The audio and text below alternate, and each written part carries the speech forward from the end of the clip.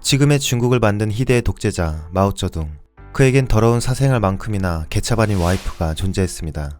문화 대혁명을 이끈 4인방 중 한 명인 장칭. 훗날 중국 역사상 희대의 악녀라는 타이틀을 거머쥐게 될 그녀는 1914년 사생아로 태어났습니다. 그리고 장칭은 매우 불우한 어린 시절을 보내야 했습니다.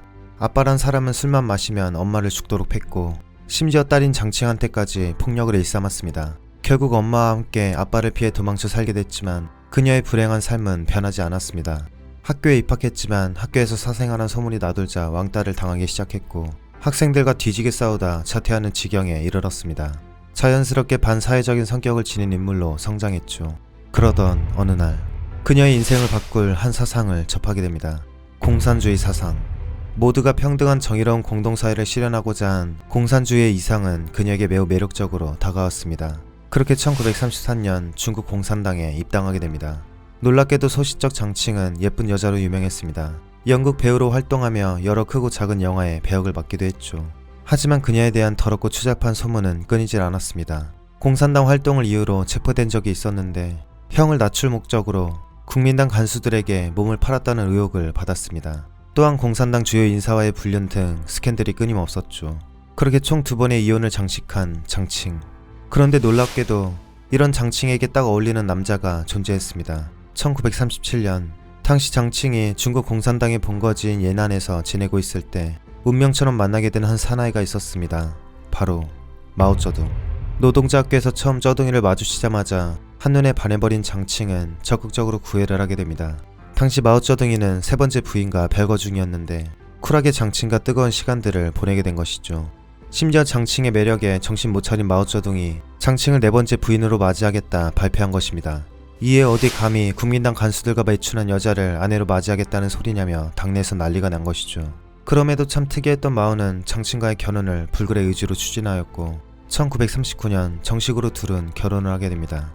그리고 10년 뒤인 1949년 마오쩌둥은 지금의 중화인민공화국의 초대 주석이 됩니다.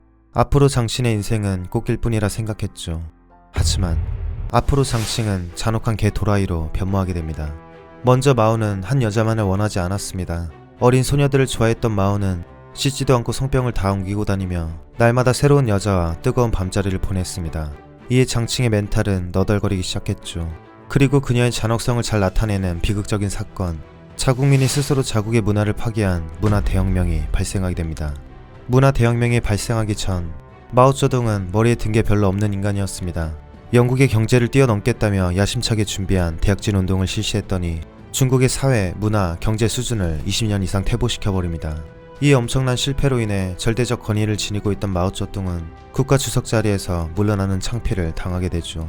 그리고 다음 주석 유사우치와 총석이 덩샤오핑이 함께 경제 개혁을 실시하게 됩니다. 둘의 경제 정책은 매우 놀라운 성과를 거뒀고 마오쩌둥의 영향력은 날이 갈수록 줄어들었습니다. 그러나 권력의 맛을 놓치고 싶지 않았던 마오쩌둥은 부들부들 떨며 때를 기다리고 있었죠. 그리고 대망의 그날이 다가오게 됩니다. 1965년 해서파관 사건이 발생했는데 이 해서파관이라는 연극은 고대 중국 폭군에 대한 비판을 담고 있는 내용이었습니다. 이를 본 장칭을 포함한 4인방은 이 연극이 마오쩌둥을 욕하는 것이라며 여론을 졸라게 조작해버립니다.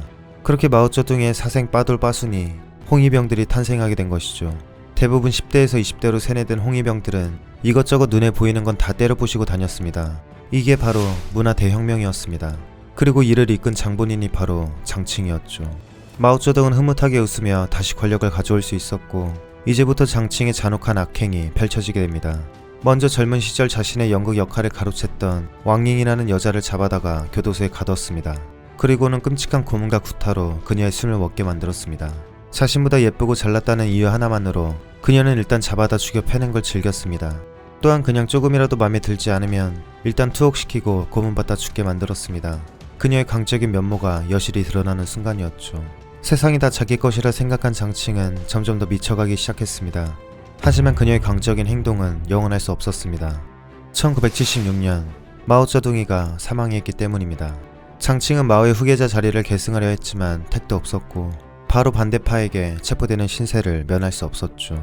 그렇게 그녀는 재판을 받게 되었는데 죄를 뉘우치기는커녕 그녀는 오히려 당당히 외쳤습니다. 너희가 말하는 대로라면 문화 대혁명 10년 이래 수억 인민 군중이 참가한 이 운동에서 고발되고 죽은 모든 주자파, 반도 등등은 모조리 가짜 사건, 억울한 사건, 잘못된 사건이라는 것이며 나 장칭이 기획한 것이라는데 그게 가능하긴 한 것인가? 이게 어찌 너희의 능력과 재능을 말살하는 게 아니란 것인가? 나 장칭이 정말 그런 큰 재주를 가졌다면 내가 어찌 피고인석에 앉아 있겠는가? 나는 마오쩌둥의 개였다. 그가 물라고 하면 나는 물었다. 맞는 말이었습니다. 지들도 다 동참했고 장칭에게 총대를 매게 하려는 의도가 다분했죠. 자칫 마오쩌둥이를 욕보이면 상황이 복잡해질 수 있었기에 결국 장칭은 무기징역을 받게 됩니다. 그리고 1991년 77세의 나이로 목을 매달아 숨을 거두었습니다. 그녀가 남기고 간 유서엔 이렇게 써있었죠. 마오 주석, 당신의 제자이자 전우였던 제가 이제 당신을 만나러 갑니다.